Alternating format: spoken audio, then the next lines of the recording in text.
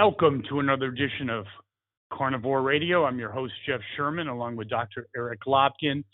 And the Ukraine is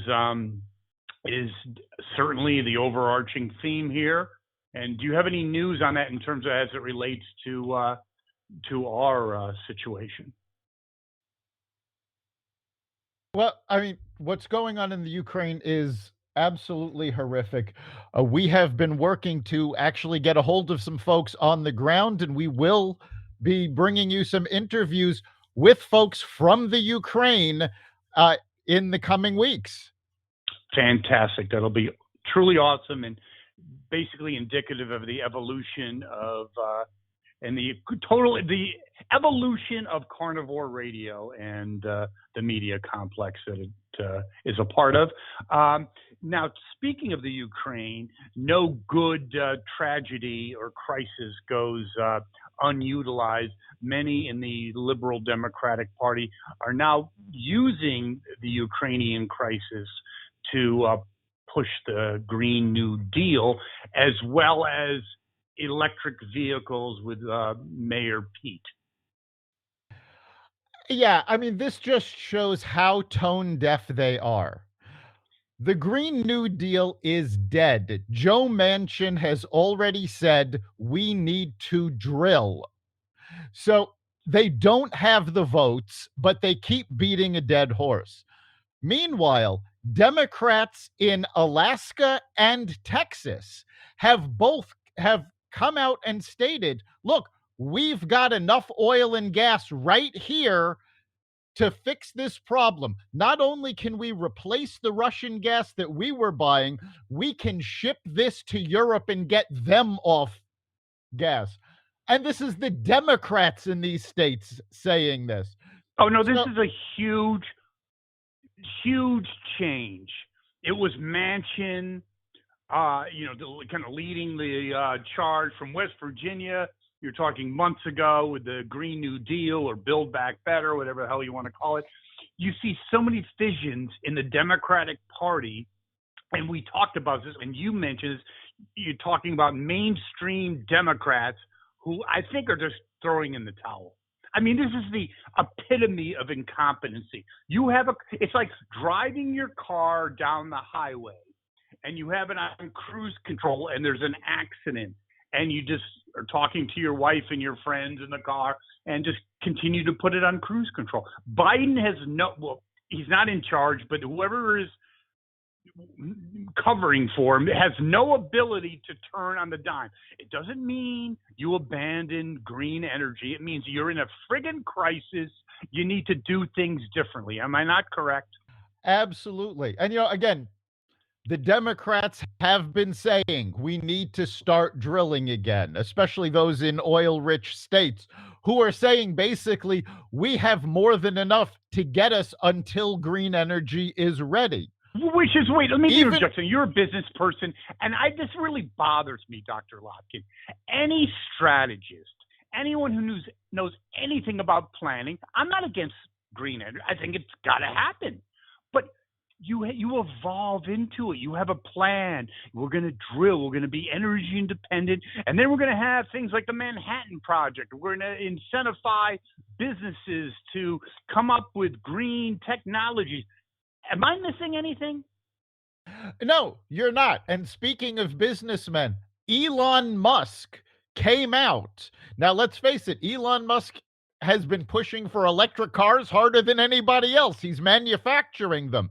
He came out and said, we need to drill oil and natural gas. We do not have the infrastructure for solar panels and electric cars yet.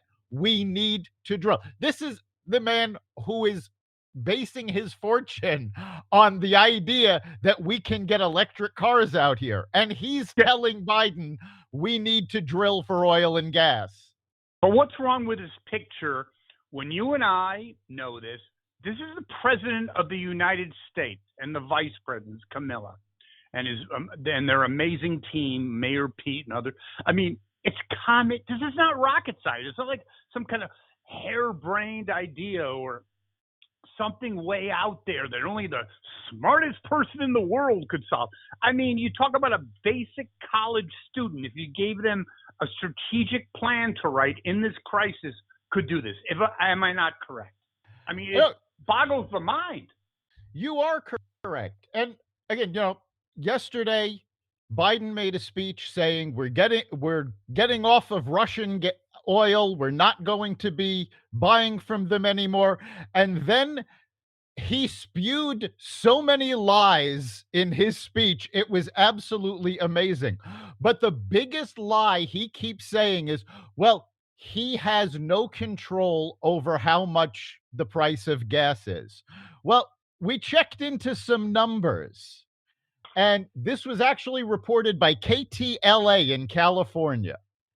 For every gallon of gas sold in California, 18 cents goes to federal taxes, 51 cents goes to state taxes, 10 cents goes to sales tax, 22 cents goes to the state's low carbon program.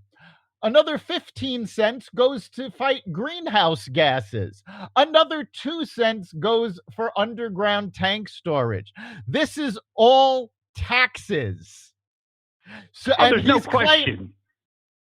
And he's claiming, oh, well, he has no ability to change this.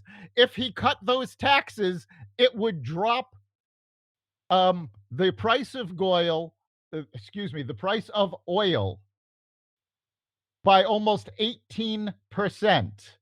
Then, if he actually got rid of the regulations that he put on, that would drop it even further. And we'd be talking about effects that would take place in months, not years, like green energy is going to take.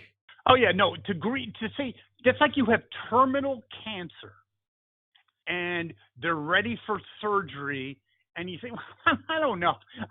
Maybe I'll wait for the actual cure in 5 years.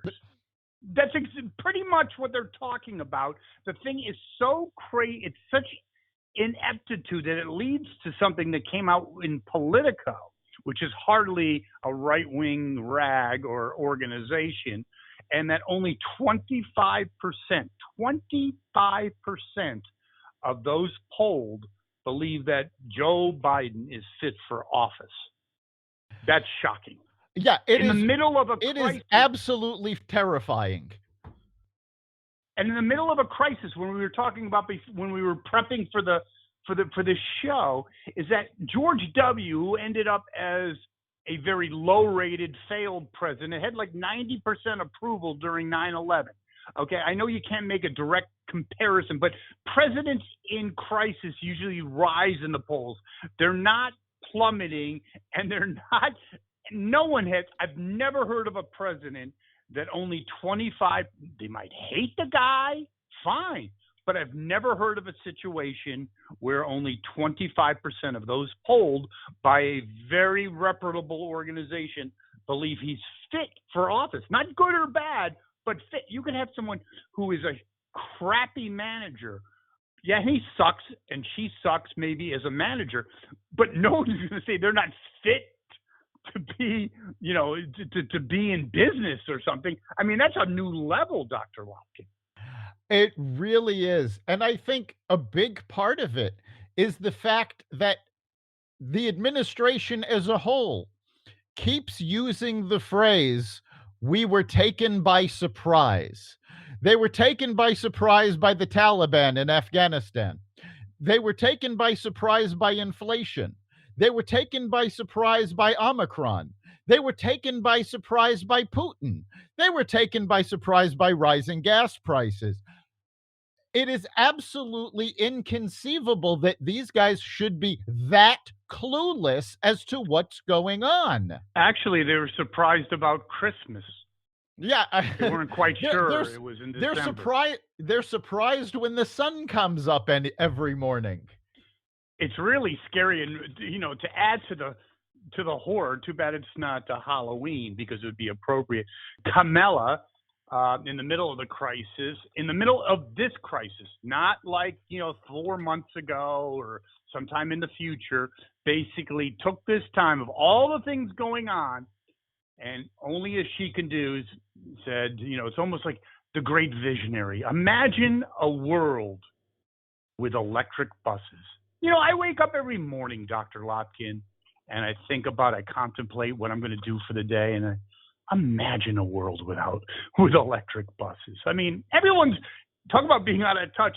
Everyone's thinking, living paycheck to paycheck, $200 for a fill up. Of course, they're just imagining a world with electric buses, aren't they? Oh, of course. I mean, they also, both she and Pete Buttigieg made comments that, oh, well, if you're worried about the price of gas, go out and buy an electric car. Mm-hmm. People are worried about being able to buy enough food every week. The vast majority of America does not have a spare $60,000 to buy an electric car. I have to interject something because that is a really good point, because I was talking to a couple friends of mine, and they're successful people, so they have more than the average income. And they're like, people are increasingly, to use their term, are going to get pissed on how out of touch this crap is. No one has, and first of all, you have a situation now, one of the people I was talking to just got laid off, very successful person, because companies, I think that's the next thing that's going to be happening, is there's going to be increasingly more layoffs. But anyway, you're worried about your finances, you're worried about your job with the supply chain, inflation, all the above, and you're just going to say, dear, I think it's time we did our part for America and plopped down 50 grand for a Prius. Uh-huh. Yeah. Yep. The idea is absolutely ridiculous. And what's even more is I do not understand their focus where they think the green energy is.